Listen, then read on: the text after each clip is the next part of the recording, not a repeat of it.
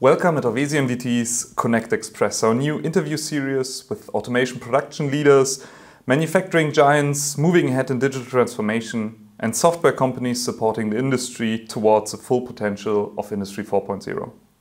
My name is Jonas Kalb, I'm the head of product at Auvesy-MDT, and I'm joined today by Max Rahner from Claroty. Thank you very much. Max, great to have you here. Thank you so much for taking the time. Would you briefly introduce yourself and Claroty?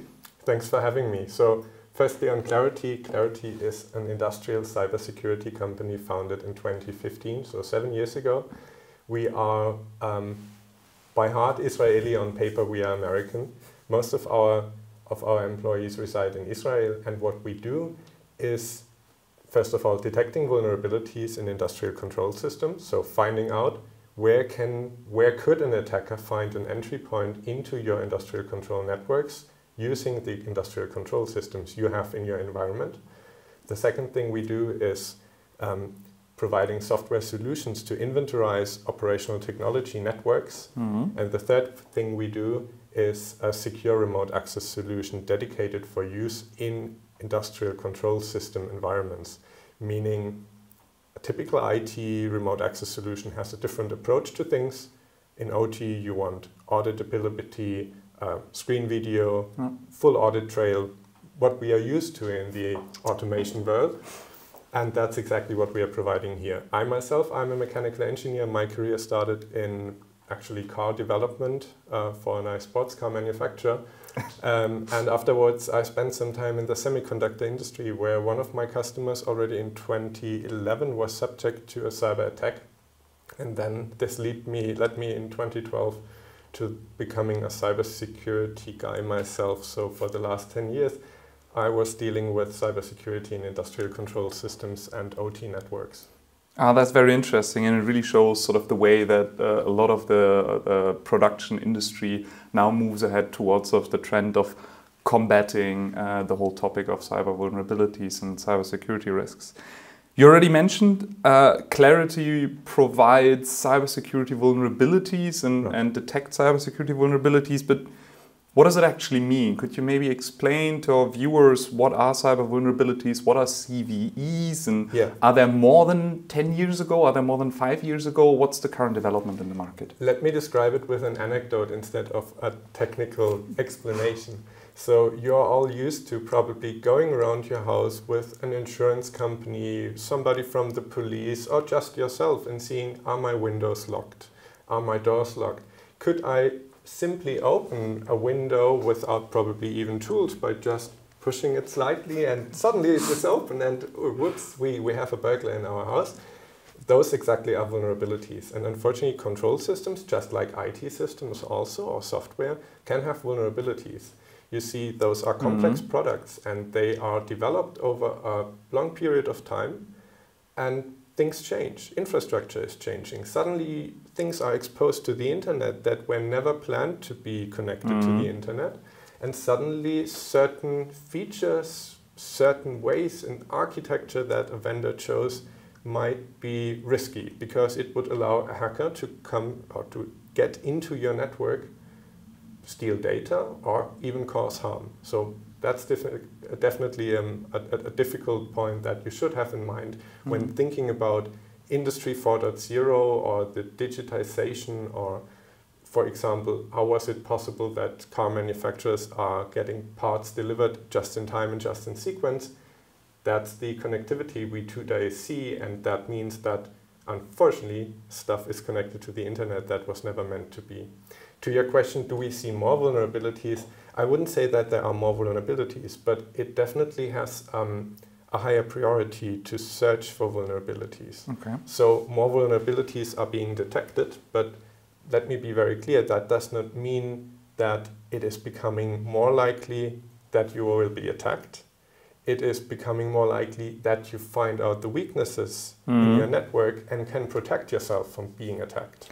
Okay, so what you're saying is that by just basically detecting vulnerabilities, you're not making it easier for hackers or potential bad actors to access the systems of manufacturing or any other company in the world, but it actually makes it less likely because the vulnerabilities were there before, and now you make them open so that people can do something against it, or? Exactly that's the case.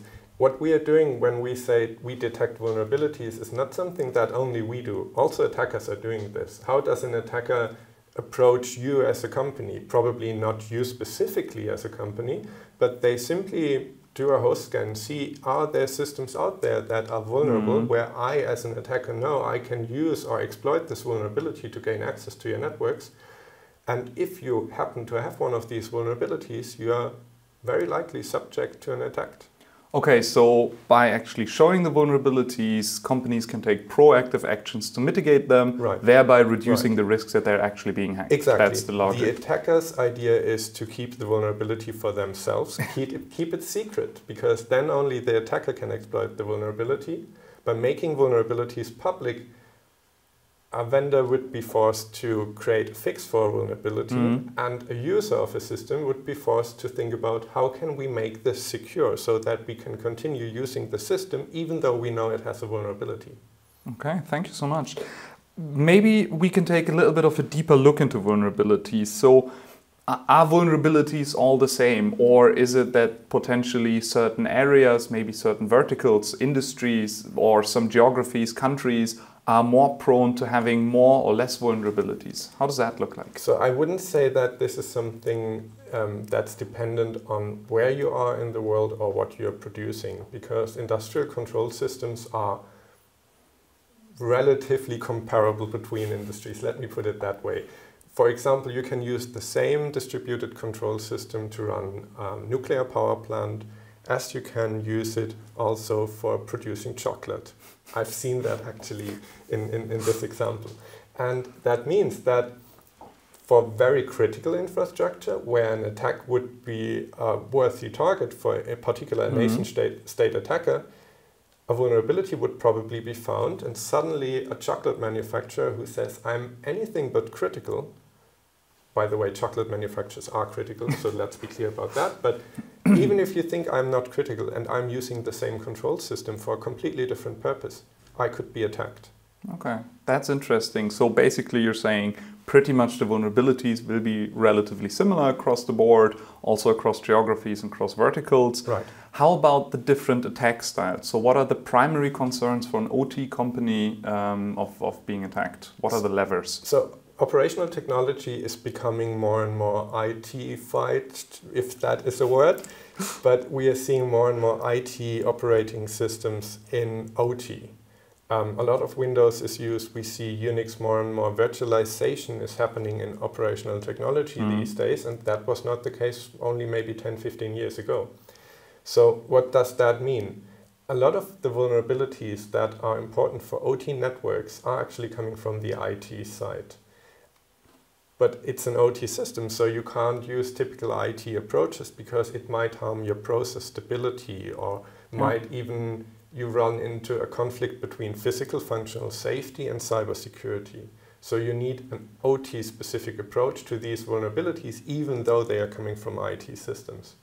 What does that mean for companies using such systems? Ransomware is by far the biggest threat to business continuity in operational technology, I would say.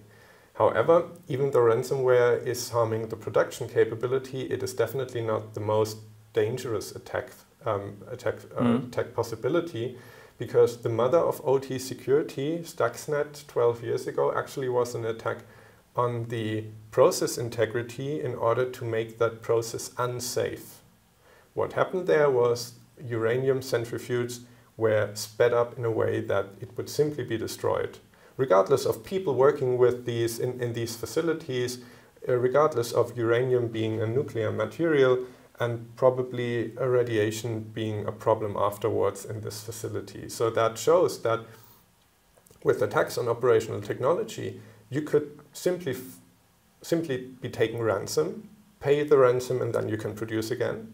But it might also be, if you are critical infrastructure, or if you are working, for example, with hazardous materials in the pharma and chemical industry, that it might be a better ransom for you not to hinder your production capability, but simply say, we've taken control of your production process and the product you're producing is not good anymore. Or actually your production process itself is becoming a danger for the environment.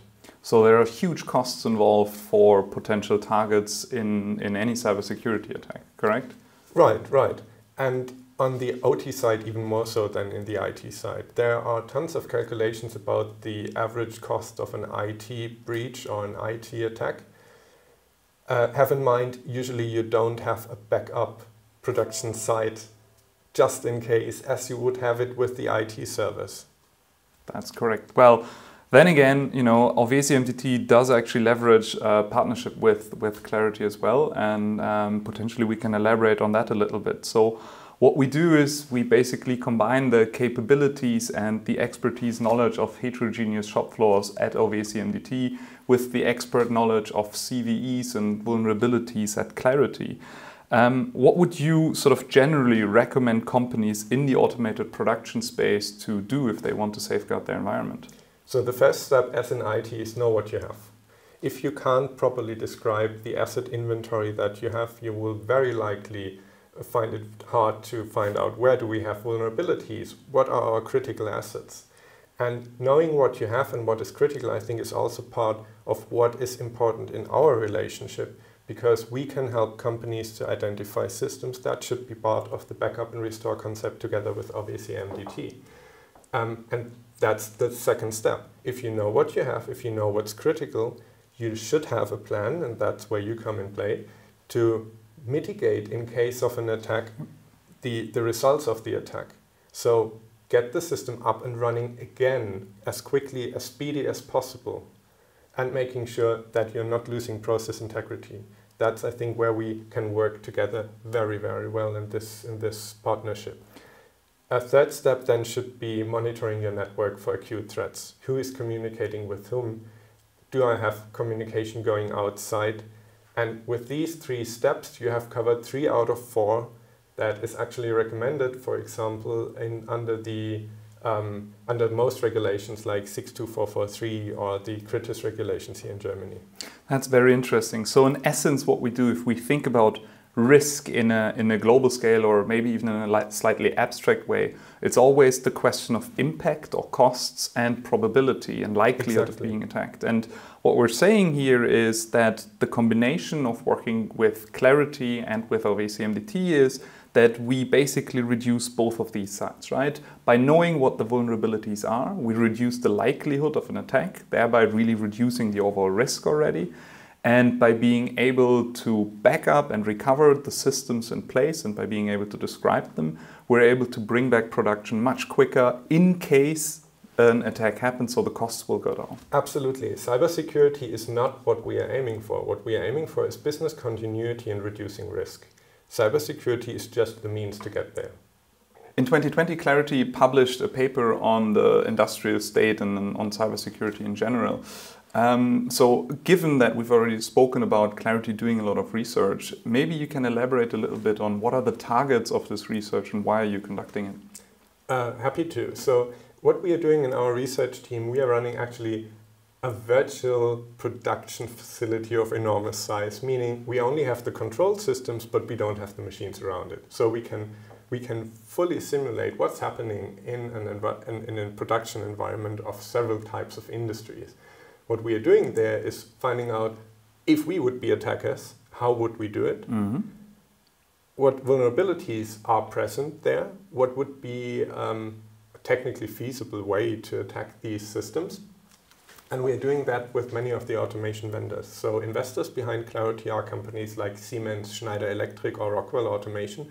And of course, also with these, we are doing a lot of research to find vulnerabilities in control systems in order for the vendors to provide a fix and in order for us and our customers to detect these vulnerabilities in the network.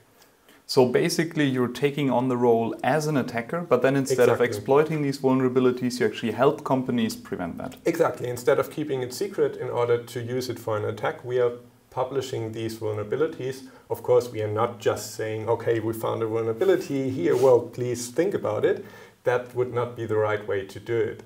of course, we get in contact with the vendor of such a device that those are more companies than just our investors. Many companies probably have heard from Claroty because we said, guys, we found something in your product. And after a careful discussion with the vendor and after finding a remediation for that vulnerability, only then we would publish something about it. So only if there already is a fix available, we will publish a vulnerability. Because if we wouldn't do it that way, of course, what would an attacker do? Oh, wonderful, there are vulnerabilities and not a fix available, let's use it. Which again shows that it's incredibly important for everybody who uses any type of software in the OT environment or even uses hardware in that sense, to regularly update and upgrade to the newest security patches so that they're always in control of their CVEs, especially after they've been published, correct? That would definitely be the ideal world. Unfortunately, with industrial control systems getting very old, usually you have a depreciation period of 25 years, sometimes even longer than that. There are dependencies. Sometimes you simply cannot update a system. But then it's even more important to accurately describe what risk is associated with such a vulnerability, and can I maybe change the context of that vulnerability? Yep. For example, changing how communication is flowing in my network, working through a different device, not connecting this device to the internet, but going through a secure tunnel. Yep. There are different ways to mitigate risk in case you can't patch a system, because sometimes, unfortunately, that's still the truth. You simply can't patch a system. And even if we cannot reduce the likelihood of an attack, we can still actually back up the system and ensure that we have a recoverable version of that system so that in case of an attack, we can bring the system back quickly. Exactly. And even if there would be no fix available now or nothing you can do with your machine at the moment, it definitely makes sense to have a deep understanding of the risk that's associated with it. It might be simply something that you can forget about it because the risk is very low, but maybe you'll find something that actually is presenting a risk, and then it makes sense to get in contact with the vendor of the machine and speak about that. Thank you.